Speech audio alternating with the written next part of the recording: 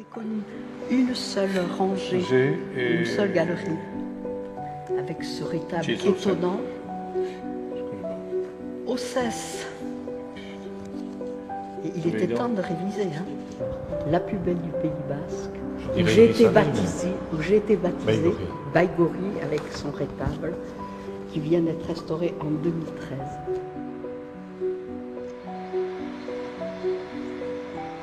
Toujours avec les fameuses virgules qu'on va retrouver dans le mobilier. Ici. Voilà, c'est Alsou. Ah oui. Là, je suis un patronat, je suis resté 10 ans que là. Là, tu connais. Oui, je connais. La Sainte-Marie. Au jeu du test rapide de repérage d'une église du Pays Basque, protégée au titre des monuments historiques, le curé de Sainte-Marie d'Anglet est presque incollable. 15 églises le sont, comme Hasparren ou Hendaye, mais 8 sont retenues pour être classées monuments historiques, une reconnaissance plus importante comme celle d'Espelette, de Baïgori ou ici, Sainte-Marie d'Anglet. Cette dernière est la seule, datée 20e, contemporaine, en béton armé construite en 1930, ce qui la place à part.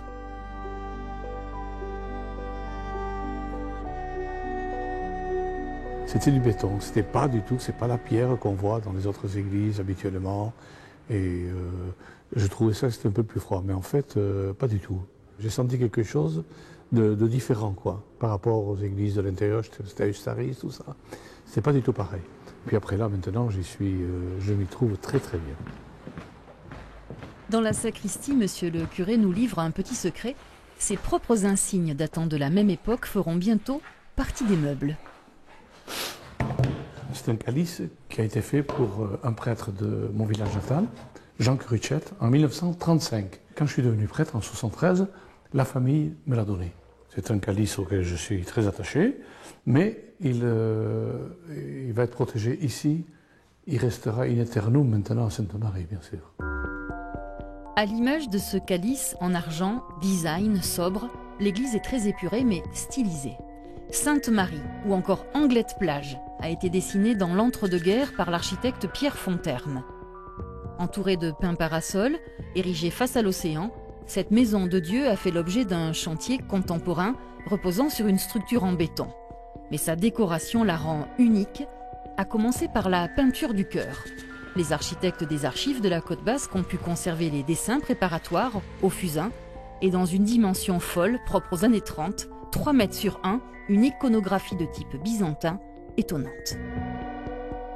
Les ailes des anges, qui dessinent cette forme d'amande autour de la Vierge, mais qui la dessinent virtuellement. En fait, ça nous donne l'idée de la mandorle et de cette auréole autour de la Vierge, mais en même temps, on est en dehors. C'est un travail savant au point de vue présentation. Par contre, il y a une volonté de modernité. Il y a cette espèce de mélange entre un sujet relativement figé, effectivement, comme cette représentation de la Vierge, et en même temps une espèce d'intrusion de la nature et qui donne à l'ensemble de cette église quelque chose d'extrêmement gai. Réalisée par Berthe Grimard, cette peinture sophistiquée emplit l'espace hors cadre. Inspirée en cela par le courant Art Nouveau, la décoratrice s'est appuyée sur des modèles du quartier. Nous avons retrouvé Joe, immortalisé à jamais. Berthe Grimard habitait de toute façon, ça je le savais, en face de chez nous, à la Chambre d'Amour.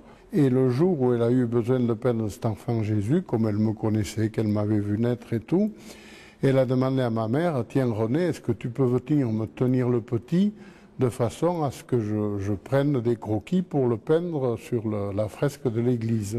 Donc j'ai servi de modèle. C'est ce qu'on m'a expliqué après.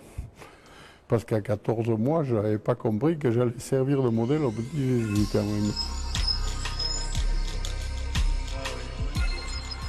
Petit bijou architectural, Sainte-Marie n'est pas connue.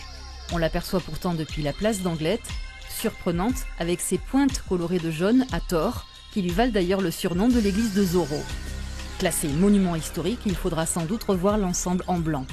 Mais quand on ose y entrer, on est attiré par ces vitraux signés Charles Mauméjean, un maître verrier avant-gardiste. C'est quand même très teinté de ce géométrisme de l'art déco. Ici, le maître verrier a représenté sur la droite la scène de la crucifixion. Et puis cet extraordinaire ciel, le ciel qui est zébré par un immense éclair, c'est l'obscurité du moment de la mort du Christ, et le tout dans un traitement extrêmement moderne. Devant ces éléments cubistes, ou ces roses années 30, les paroissiens sont fiers de leur patrimoine, car cette église est aussi la seule à ne pas appartenir à l'évêché, mais à une association diocésaine dont ces dames font partie. Souvent, le soleil va mettre de la couleur sur nos bouquets en plus. Oui, en plus, c'est ça vrai. ajoute. Ça nous amuse beaucoup d'ailleurs. On fait des bouquets blancs et puis tout à coup, il y a du bleu ou du jaune qui est projeté dessus. Donc, oui. C'est l'Esprit Saint à l'œuvre. Des fleurs au pied de Saint-Joseph, il y en a tous les jours. Une mosaïque rare, de grande taille, mais quand on regarde de près, elle est retenue sur du béton pour un résultat inattendu. On a une technique mixte, la mosaïque, les tesselles, mais des parties en béton coloré. Nous sommes à une période de l'entre-deux-guerres. Il est difficile, il est coûteux de faire une mosaïque, donc on a trouvé une technique qui rend quand même ce programme décoratif tout à fait élégant. Délégué bénévole auprès du ministère de la Culture, Mano Curucciari est chargé de recenser tous les objets à protéger. Avec monsieur le curé, ils viennent de dénicher dans les réserves le tabernacle d'origine moderne à cabochon en verre bleu, encore estampillé Montméjean. Il y aura un gros travail de nettoyage et de restauration. Mais d'abord, on va le protéger pour ne pas qu'il se perde.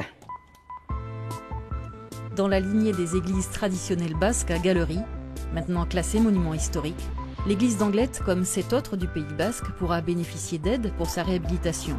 Cependant atypique, Sainte-Marie va trouver une jolie place dans le paysage des églises locales.